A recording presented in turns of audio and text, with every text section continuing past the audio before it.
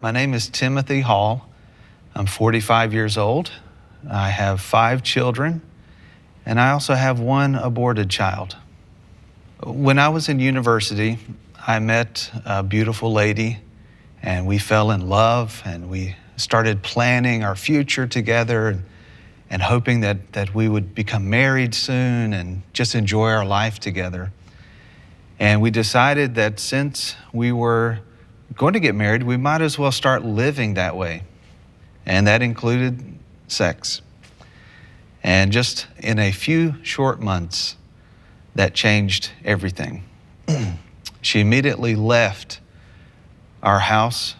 She left town. She went home to be with her parents, and she completely avoided me. For 3 months, I didn't hear about how is she doing? And I was wondering, where's the love of my life? We had all these plans. But I remember the day where she called me, and I can still picture the room where I was sitting and everything about it 25 years ago. And what she said to me on that phone call changed my life, because what I thought was going to be my future, she said, "No, I want you to know that you have been a father for 3 months, and I realized I didn't love you enough to have your children. So I made the choice to abort our child." Now, growing up, I had a wonderful dad, I had a wonderful mother, and so I knew that someday I wanted to be a father too, because I had good role models. I was very fortunate. And to have that future ripped away from me was a huge wound in my body and in my soul. And from that point on, it started a very destructive spiral in my life.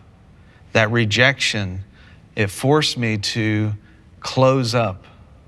The real person went into hiding. So I put on a mask, and so other people didn't know how much I was hurting. To look at me from the outside, you think, oh, super guy. But on the inside, it was a completely different person. That guilt and that shame of what I had put her through, I forced her to make a very difficult decision, and I felt guilty about that. And I wanted that child. That was my child too. And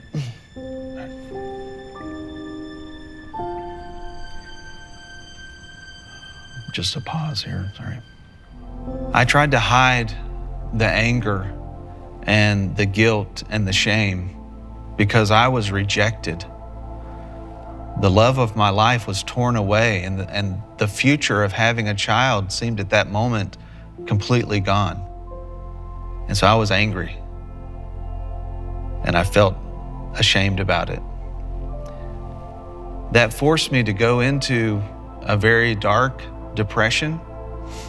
I started looking at pornography, not casually, but very intensely, and it became an addiction to me.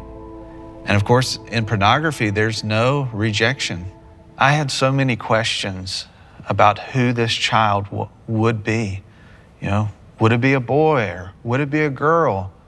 What would he or she look like? Would she look like their mother or some like me?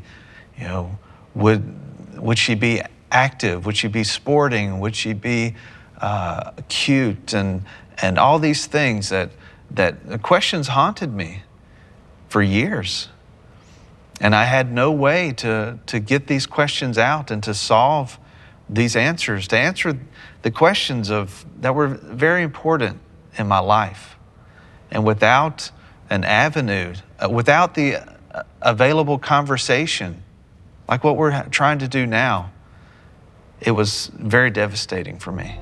I was very fortunate to find people that have made their choices of abortion too.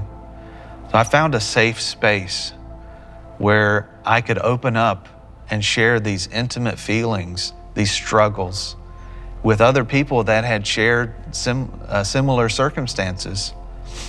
And finding out that there were other people that were also struggling, it helped me feel much better about myself that it was okay to struggle, that it was okay to grieve this loss. I mean, abortion is a loss that must be grieved. It must be processed like any loss. You know, you lose a job, someone steals your money, or you lose a loved one, a parent or grandparent. It's a loss that must be grieved because that pain will always be there. That hole, that soul tie will always be there until you grieve and until you forgive yourself and until you forgive your partner at that time. Then you can become free, and then you can be free to enjoy life, enjoy the relationships that you do have. Now I have 5 children, and I'm fully free to invest my heart in them and love them unconditionally because I can love myself now. I still think about the moment, what she was going through, what thoughts may have been going through her head. And what I would say to a lady that's facing this at this moment is to make sure that you get all the information. So you deserve to know the consequences of making whichever decision you make, whether it's to keep the child, maybe it's to abort the child, but you need to know that there are consequences, good and bad, for your choices. And to know that there are people out there that will help you, that will support you, that you're not alone.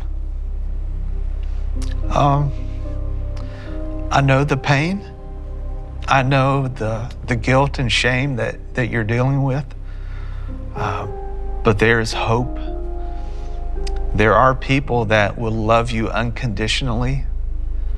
You can be completely yourself. You can take off the mask and people will love you for who you are. You don't have to be ashamed of your decisions.